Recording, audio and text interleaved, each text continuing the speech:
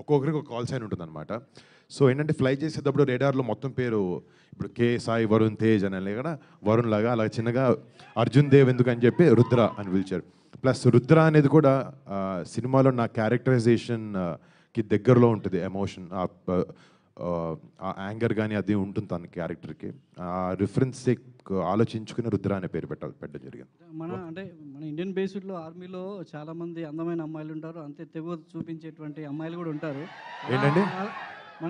మన ఆర్మీలో సో ఎంత తెగువ చూపించే మహిళా ఫోర్స్ ఎంత ఉంటుందో అంతే అందగత్తెలు కూడా ఉంటారు. ఆ ఉద్దేశంతోనే మానసిని పెట్టుకున్నారా ఈ సినిమాలో?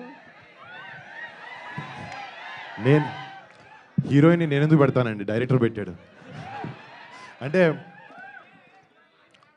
అంటే డెఫినెట్గా మా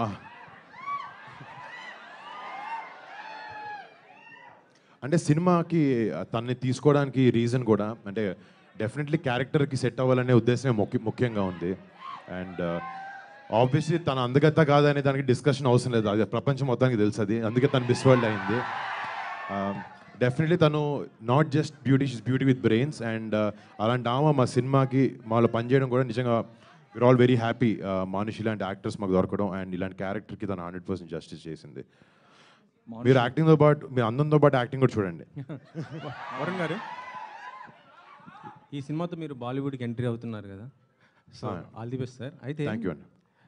ఈ యాంటీ అంటే కొంత పాకిస్తాన్ వ్యతిరేకంగా వచ్చినటువంటి బాలీవుడ్ మూవీస్ ఈ మధ్య చూస్తుంటే అక్కడ స్టార్ హీరోస్ సల్మాన్ ఖాన్ నటించినటువంటి టైగర్ 3 కానీ లేకపోతే హృతిక్ రోషన్ది ఫైటర్ కానీ అవి అంత ఆశాజనకంగా అయితే హిట్ కాలేదు. అంటే ఒక స్టార్ హీరోస్కి బాలీవుడ్ వాళ్ళకే హిట్ కాలేదు. ఈ సినిమాతో మీరు అక్కడ ఎంతవరకు క్యాచ్ చేయగలుగుతారు అనుకుంటున్నారు? అంటే ఒక సినిమా హిట్ అవ్వడానికి దాని నేపథ్యం రీజన్ అవ్వదు, చాలా రీజన్స్ ఉండుంటాయి. నాకు మీరు చెప్పినట్టు కరెక్ట్గా ఏ టైటిల్స్ కూడా నాకు అర్థం కాలేదు. బట్ ఒక సినిమా హిట్ అవ్వడానికి దాని వెనకాల ఉండే ఎమోషన్ కానీ ఇవన్నీ కూడా చాలా ఇంపార్టెంట్. అంటే యాంటీ పాకిస్తాన్ అంటే ఆ రెండు కూడా కొంత పాకిస్తాన్ అంటే ఉన్నటువంటి కాన్సెప్ట్తో వచ్చింది. నేను వేరే గురించి తెలియదు కానీ మా సినిమాలో మా ఉద్దేశం ఏంటంటే ఒక కంట్రీని బ్యాడ్ లైట్లో చూపించాలనే ఉద్దేశం కాదు. ఒక ఇన్సిడెంట్ మన దేశంలో జరిగినప్పుడు దానికి రీజన్ అయిన మిలిటెంట్స్ కానీ టెర్రరిస్ట్ ఆర్గనైజేషన్స్ కానీ వాళ్ళు డెఫినెట్గా వాళ్ళకి సపోర్ట్ ఇవ్వము. ఎందుకు ఇస్తాం? మన ఇండియాలో మన ఇండియన్స్ అందరికీ దేశభక్తి లోపల ఉంది. వేరే వాళ్ళు ఎవరైనా మన కంట్రీలోకి వచ్చి తప్పు చేసినప్పుడు 100% మనం మనతో నుంచుంటాం, వాళ్ళు మనకు చెడ్డగానే కనిపిస్తారు. బట్ డెఫినెట్గా ఒక దేశాన్ని తప్పు అని అనడం చాలా తప్పు.